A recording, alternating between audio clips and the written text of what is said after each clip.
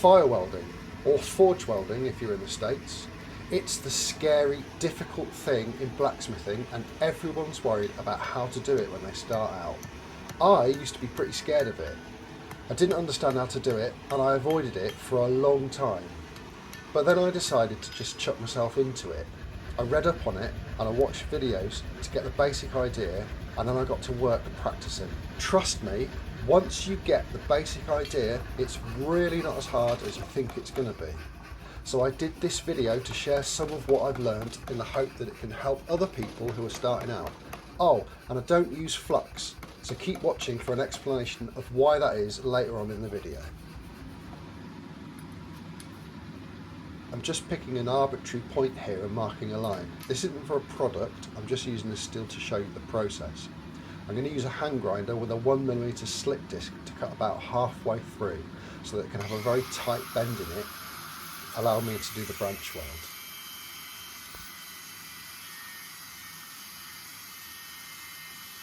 So I'm going to be showing you a branch weld and a scarf weld. They're quite common, and I've got two bits of mild steel here, a long piece of 20x5mm and a shorter piece of 20x8mm. I'm going to forge a long piece in half, that's the branch weld. I'll then join it to the 20x8 with a scarf weld.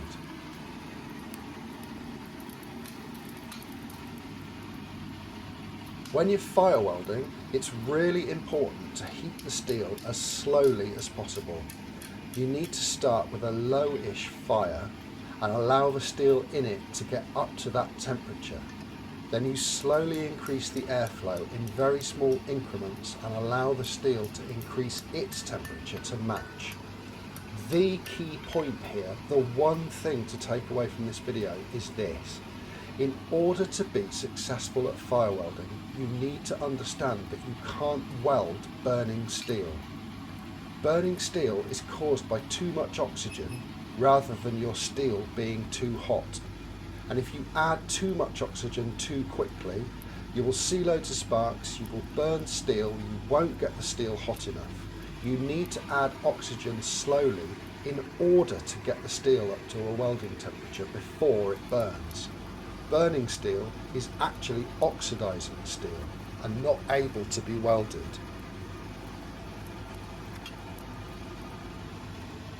The branch weld's up to temperature here, so it's ready to go.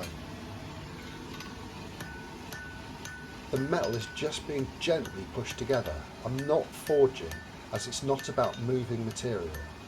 This stage allows the molten surfaces of the steel to weld together. At this point I would say that it's lightly tacked together. Normally I would bring it back up to a welding heat for a second time, but it's going to become 1/2 of a scarf weld, so I can get away with this being lightly tacked.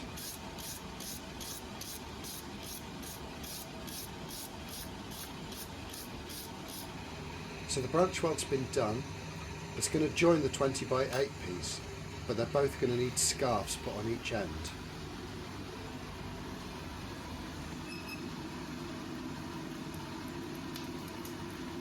Now I don't use flux. You don't need to when you're welding mild steel to mild steel, although you'll need it for Damascus pattern welded steel or when you're welding two different types of steel together.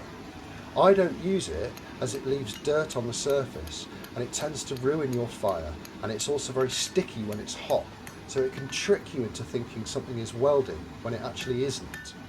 If you follow my advice, if you follow the steps that I've talked about, you don't need flux. I've got another heat on it. This allows me to tidy up the end and form a scarf. I'll explain a bit more about that in a bit. You might see here that the weld has failed on the very end because I've only lightly welded it together, but as I said, I'm not worried about that because it will be fire welded again when it joins the other scarf.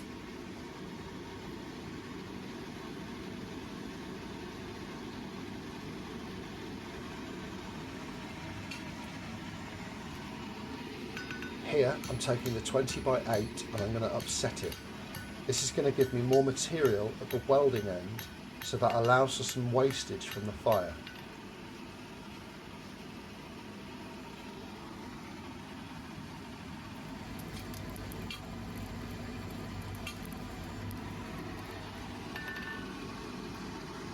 To make a scarf, I'm hitting on the corner of the anvil at quite a steep angle, and then slowly raising my right arm as I forge down the tapers on the very end. Think of a scarf as if it's the shape of a slightly cupped hand, with the tip being the fingers, the midsection like the knuckles, thinning down slightly towards the wrist.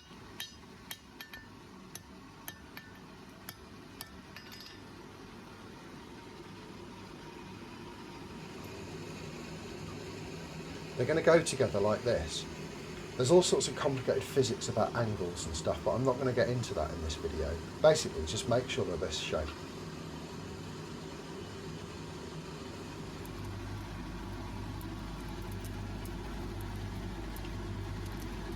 I'm knocking the fire back a little.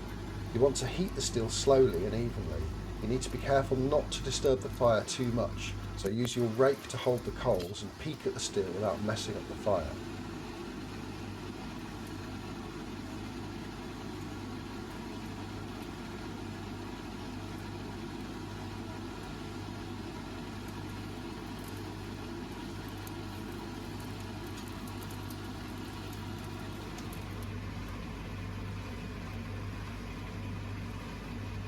At this stage you need to watch it like a hawk, so put your phone away, don't chat to anyone, just stand there and watch it and gradually increase the airflow to the fire.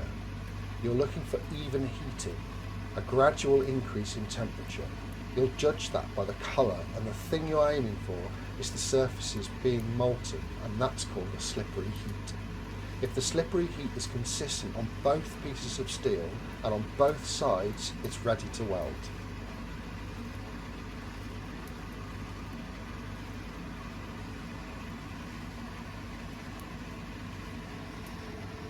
Once you're happy, you've got to be quick.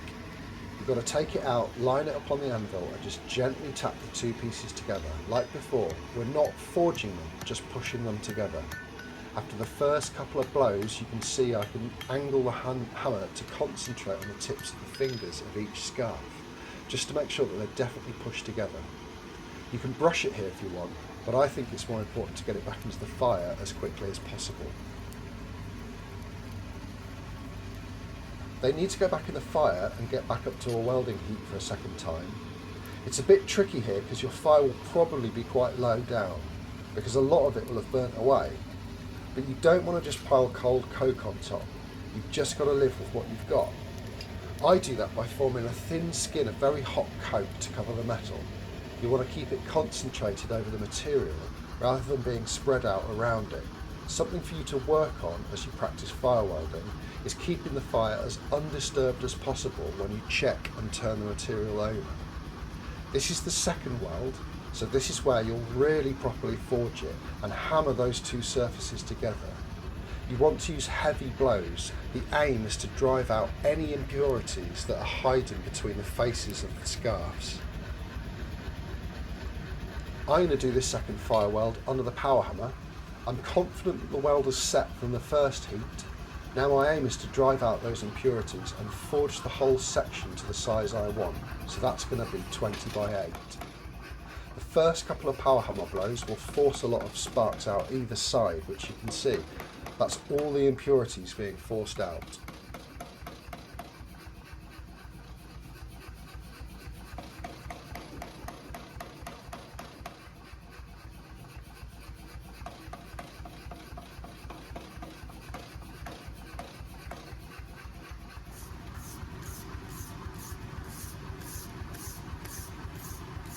Now I'm confident that it's all welded and forged to the right size. I can give it a good brush.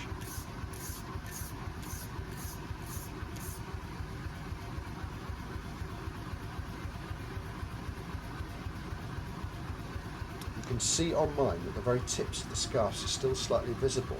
That's not a problem, and some blacksmiths even wear that as a badge of honour to show that there's fire welding in their work.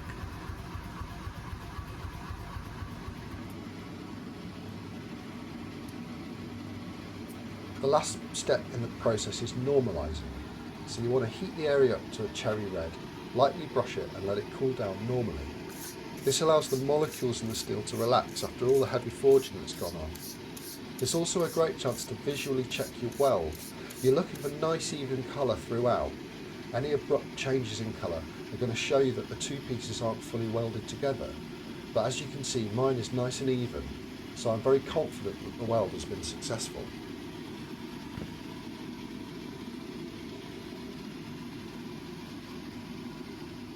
So here's the finished piece. Remember, it's got both a branch weld and a scarf weld in there.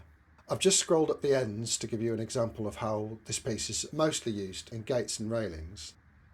There's a link to the short I filmed of me doing that here. If you remember the basic steps I've shown, you'll get there with it. Once you do, you'll realise it's an incredibly fun, exciting and addictive process. It brings together all the skills that a blacksmith uses and is a great example of the plasticity of steel. I really hope this video has helped demystify fire welding, and I hope you found it interesting. If there's any part you feel I've overlooked or bits you'd like to know more about, then please leave me a comment in the video and I'll try and help.